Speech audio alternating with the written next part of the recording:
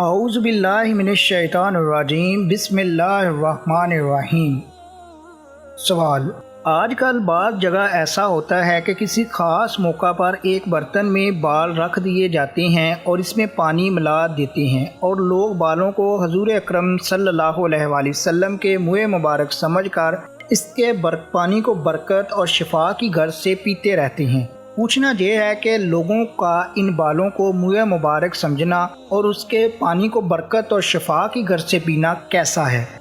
جواب: صورت مصالحہ میں مذکورہ بالوں کے منہ مبارک ہونے کی اگر قابل اعتماد سند موجود ہو جس کی وجہ سے ان بالوں کے بارے میں حضور اکرم صلی اللہ علیہ وآلہ وسلم کے منہ مبارک ہونے کا یقین یا ظن غالب حاصل ہو تو ایسے بالوں کو پانی میں ڈال کر پانی کا پینا خیر و برکت اور ظاہری و باطنی بیماریوں سے شفا جابی کا باعث ہے۔ اور اگر کوئی سند موجود ہو لیکن قابل اعتماد نہ ہو یا کوئی سند ہی نہ ہو، جیسا کہ آج کل اکثر جگہ یہی حالت ہے، اس صورت میں برکت اور شفا کی غرض سے مذکورہ بالوں کے پانی کا پینا بے فائدہ ہے۔ دلائل کے لیے آپ صحیح بخاری سے حوالہ دے سکتے ہیں۔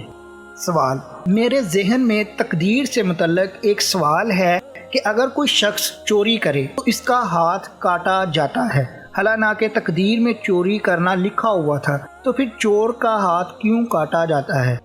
جواب: واضح رہے کہ ہر شخص کو اللہ تعالیٰ نے خود مختار بنایا ہے، وہ جو کام کرتا ہے اپنی رضا و خوشنودی اور اختیار سے کرتا ہے، لہٰذا جب اللہ تعالیٰ نے چوری کرنے سے منع فرمایا ہے تو شخص چوری کرے گا، اسے سزا بھی ملے گی اور اس کا ہاتھ بھی کاٹا جائے گا، اور جس طرح چوری کرنا تقدیر میں لکھا ہے اسی طرح اس کی سزا میں ہاتھ کا کاٹا جانا بھی تقدیر میں لکھا ہے۔ دلائل کے لیے آپ کتب کا حوالہ دیکھ سکتے ہیں۔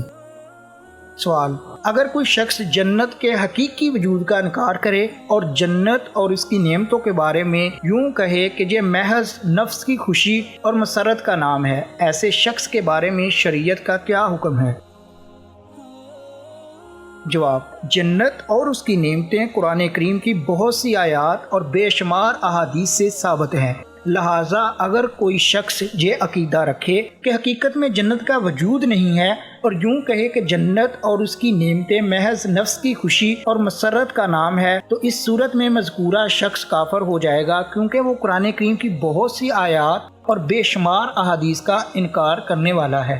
دلائل کے لیے آپ درج ذیل احادیث کی کتب کا اور قرآن کریم کا حوالہ دیکھ سکتے ہیں۔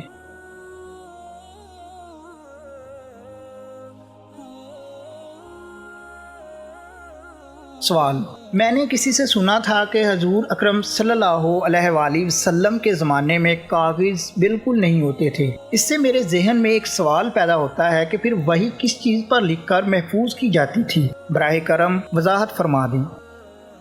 جواب: حضور اکرم صلی اللہ علیہ وآلہ وسلم کے زمانہ میں بھی کاغذ موجود ہوتے تھے، لہٰذا یہ بات کہ آپ صلی اللہ علیہ وسلم کے زمانہ میں کاغذ بالکل نہیں ہوتے تھے درست نہیں ہے۔ البتہ زیادہ مقدار میں کاغذ نہیں ہوتے تھے، کم مقدار میں کاغذ ہوتے تھے۔ یہی وجہ ہے کہ اس زمانے میں لکھنے کی کمی کو پتوں، بڑے پتھروں اور چمڑے کے ٹکڑوں وغیرہ پر لکھ کر پورا کیا جاتا تھا۔